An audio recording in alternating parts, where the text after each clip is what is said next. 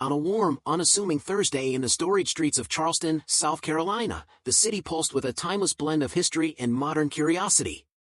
The pastel facades and time-worn cobblestones bore silent witness to the steady parade of visitors and locals alike. Amid this vibrant backdrop, Jordan Walker, a 22-year-old university senior with dreams as big as the skyline, stepped out after a punishing morning of lectures, his mind set on a brief respite before an internship at a community nonprofit.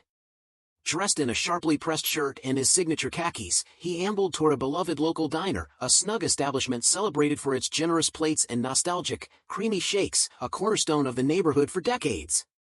Crossing the threshold of the small eatery, the familiar murmur of animated conversations and the mouth-watering sizzle from a busy grill enveloped him. Despite a queue snaking to the door, Jordan's spirits remained unruffled as he found a quiet corner and scrolled through his messages, the low hum of chatter and clatter providing a soothing backdrop. When his turn finally arrived, he was greeted by Ethan, a young, curly-haired attendant sporting a cheerful name tag. With a polite smile, Jordan ordered a hearty bacon cheeseburger combo paired with a refreshing lemonade, sliding a crisp $20 bill across the counter. Ethan offered a casual nod, keyed in the order, and handed over a receipt, his tone unembellished as he murmured a quick thanks. Minutes trickled by at a rhythm that soon felt offbeat. 10 minutes passed, then 15, and as Jordan's eyes wandered to the kitchen's activity, he began noticing an unsettling pattern. Fellow diners who placed orders after him were departing with steaming plates while his own request lingered in a void. Clinging to hope, he waited a few more minutes, but when the clock ticked to 20 minutes without resolution, he approached the counter again. "Excuse me," he ventured with a blend of courtesy and mounting resolve, "could you check on my order?" Ethan's attention barely lifted from the register as he replied in a low, indifferent murmur, "It'll be ready when it's ready," before turning to serve the next customer. Jordan's brow furrowed, but he retreated momentarily. As 5 additional minutes melted away, his hunger and frustration began a low drumbeat in his stomach. Glancing at his watch, he realized he was teetering on the edge of tardiness. Deciding he'd waited long enough, he returned to the counter with urgency sharpening his tone. "It's been nearly half an hour now," he stated, voice firm yet laced with exasperation. "I just need my food, or a refund. I can't wait any longer." In response, Ethan rolled his eyes, an exasperated sigh escaping him as he replied flatly, "We don't do refunds once the order's placed." "But my meal hasn't even been started," Jordan countered, his voice rising with disbelief. "I'm not trying to cause trouble, I'm just asking for what I paid for." This tense exchange stirred the surrounding patrons. An elderly woman with kind eyes, Linda, and another staff member, sensing the escalation, edged closer to the counter. Linda leaned in, her whispered concern lost in the clamor as Ethan dismissed her with a brisk, "I'll handle it," then called out to the kitchen, "Take your sweet time on that order," a smirk dancing in his tone so that Jordan could clearly hear. At that moment, Jordan's patience fractured. "This is unacceptable," he declared, his voice climbing as he demanded to speak with the manager. Linda stepped forward again, her face etched with discomfort, insisting, "Sir, if you continue, we're going to have to ask you to leave." Shock and indignation mingled in Jordan's eyes. "Leave? I'm only asking for my food or my money back," he insisted, frustration bubbling over. In hushed tones, onlookers began recording the heated confrontation on their phones, their murmurs echoing quiet support. An older gentleman near the back muttered under his breath, "This young man isn't at fault," while others nodded in silent solidarity. Yet, as the tension crested, someone, likely Ethan from behind the counter, pressed a button that would shatter the fragile calm. Within minutes, the sharp wail of a police siren rent the air, and 2 uniformed figures strode into the diner. Officer Richard Monroe, a tall man with a steely gaze, and his petite partner, Officer Sarah Dawson, scanned the room with brisk efficiency. "What's the disturbance?" Monroe demanded. Ethan pointed a trembling finger directly at Jordan. "He's refusing to leave and causing trouble," he declared. Stunned, Jordan turned to face the officers, his voice tinged with disbelief. "All I did was ask for my food, I've been waiting over 30 minutes, and now I'm being accused of causing a scene?" Officer Dawson, raising a hand to quiet him, said, "We were called here because you're disrupting the peace. You need to leave." Though his heart pounded with a mix of anger and fear, Jordan stood his ground. "I'm not leaving until I get what I paid for." "This isn't fair," he protested. "This is your final warning," Officer Monroe snapped, his impatience palpable. "I either step aside now, or we'll have to take action." Before Jordan could further protest, Officer Dawson's hand shot out, and with a brisk, "That's enough," she secured a pair of cold, unforgiving handcuffs around his wrists. The metal snapped shut, and in a voice rising with panic, Jordan demanded, "Why are you arresting me? Check the cameras, I did nothing wrong." Gasps rippled through the room as customers recorded the unfolding scene on their phones. Amid shouts for the officers to stop, Jordan was led out of the diner, his pleas echoing as he called, "Someone, please check the cameras." Yet the officers offered no response, guiding him resolutely toward their waiting squad car. The ride to the station was a blur, a cacophony of rattling metal and the low drone of the police radio as Jordan's mind raced to comprehend the unfolding nightmare. Every replay of the diner's events tightened the knot of humiliation and confusion in his chest. He had ventured out for a simple meal, only to find himself handcuffed and branded a troublemaker. Upon arrival at the Charleston Police Precinct, the stark fluorescent lights cast harsh shadows against gray, unyielding walls. Officer Dawson led Jordan into a small, windowless holding room, while indifferent officers drifted through the station, treating him as just another file to be processed. "Stay here, someone will be with you shortly," Dawson said coldly, leaving him alone in the cramped space furnished only with a table and 2 chairs. As the metal cuffs bit into his skin, Jordan's thoughts swirled with questions. Why hadn't they checked the security footage?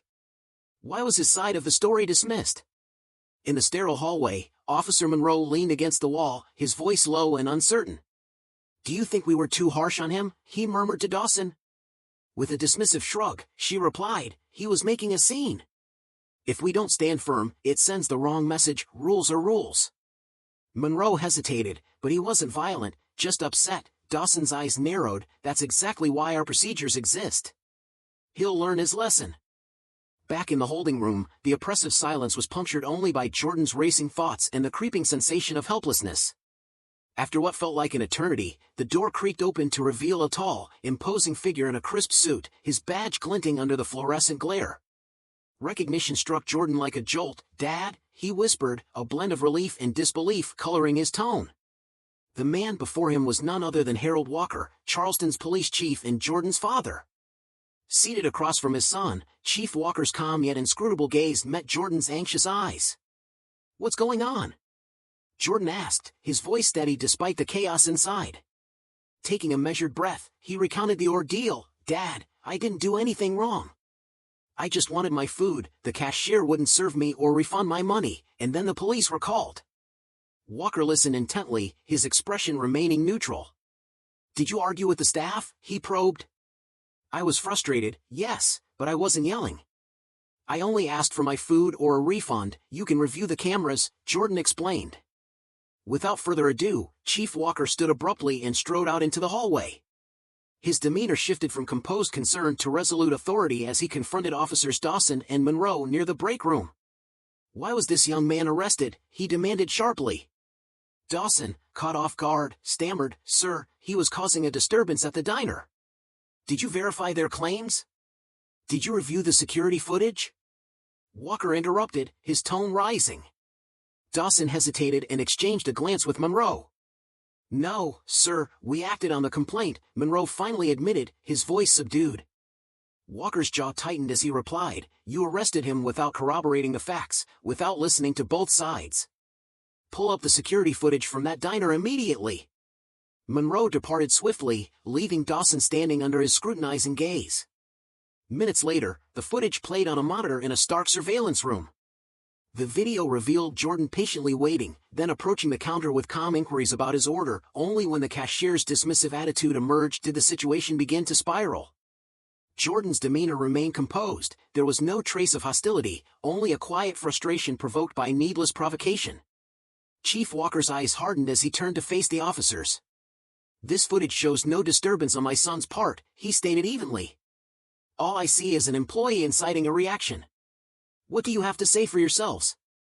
Dawson's face reddened as she struggled for a response, while Monroe lowered his gaze in silent acquiescence. Walker's voice rang out, cold and resolute, effective immediately. "Both of you are suspended pending a full investigation. We do not tolerate reckless behavior in this department." As the officers were escorted away, Walker returned to the holding room. Opening the door gently, he looked at Jordan and said, "You're free to go now. I'll handle this." A weight lifted from Jordan's shoulders as he murmured, "Thanks, Dad." Though his voice held a quiet gravity, this was not just about him, but about a pattern of injustice that affected many. "You're right," Walker affirmed, a flicker of pride warming his stern features. "And it won't happen again, not on my watch." In the hours that followed, news of Jordan Walker's arrest spread like wildfire across Charleston, igniting impassioned debates and protests far beyond the city's borders. Social media lit up with raw footage from that fateful afternoon, and local headlines blared accusations: police chief's son arrested without cause, and diner bias sparks community outcry. For many, this was not an isolated incident but a mirror reflecting deeper, systemic flaws. In the days after his ordeal, Jordan found himself besieged by media attention and heartfelt support from friends, family, and even strangers who saw his experience as emblematic of broader injustice. At a community rally organized by a local Justice Alliance, he stood before a sea of expectant faces in Marion Square, clutching a microphone with trembling hands. "What happened to me isn't unique," he declared, his voice steady despite the emotion behind it. "Too many people are judged, mistreated, or ignored because of how they look. I was fortunate, my father is the chief, but not everyone has that protection. This isn't just about me, it's about all of us." His words sparked a surge of applause, marking the rally as a turning point, a moment when a personal tragedy blossomed into a call for collective action. Meanwhile, within the corridors of the police department, Chief Walker navigated a storm of criticism and calls for accountability. With the same unwavering professionalism that had defined his career, he announced sweeping reforms, mandatory de-escalation training, workshops on implicit bias for every officer, and the creation of an independent oversight committee to review complaints of misconduct. Officers Dawson and Monroe, whose actions had sparked the incident, faced severe consequences. Dawson eventually resigned under public pressure, while Monroe was demoted and reassigned to administrative duties. In a widely broadcast press conference, Walker's badge gleamed as he addressed the community with both authority and humility. "What happened to my son was wrong," he declared, "and it reflects a failure in judgment, procedure, and our commitment to uphold the values of our department. I take responsibility, and I am determined to ensure it never happens again." The ripple effects of the incident soon reached the diner itself.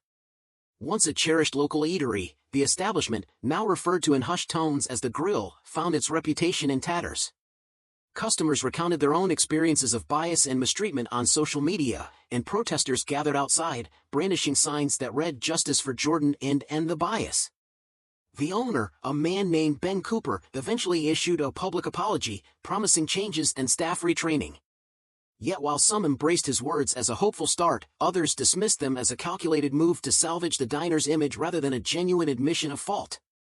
For Jordan, the aftermath was a blend of reflection and resolve.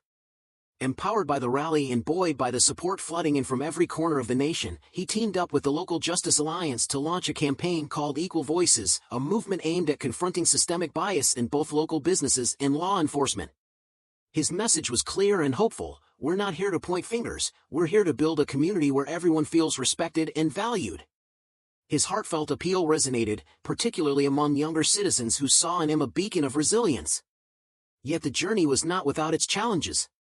Balancing academic responsibilities, a part-time job, and his newfound role as an advocate often left Jordan exhausted.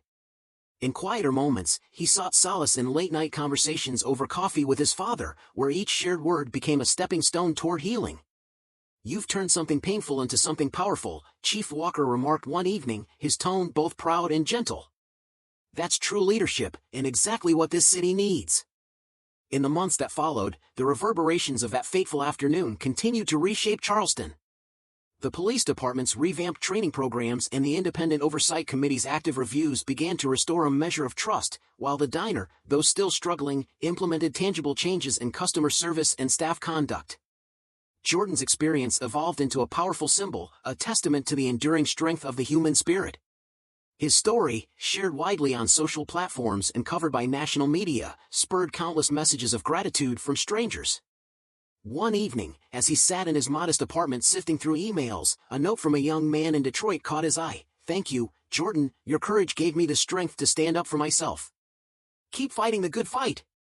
Reading those words, Jordan felt a surge of peace and purpose. The path toward true justice was still long and fraught with obstacles, yet he no longer felt isolated. His narrative had transcended personal pain, becoming a catalyst for change, a vivid reminder that even the softest voice can ignite a movement. With his community behind him, Jordan had proven that the struggle for fairness and equality was a battle worth fighting, no matter how daunting the road ahead.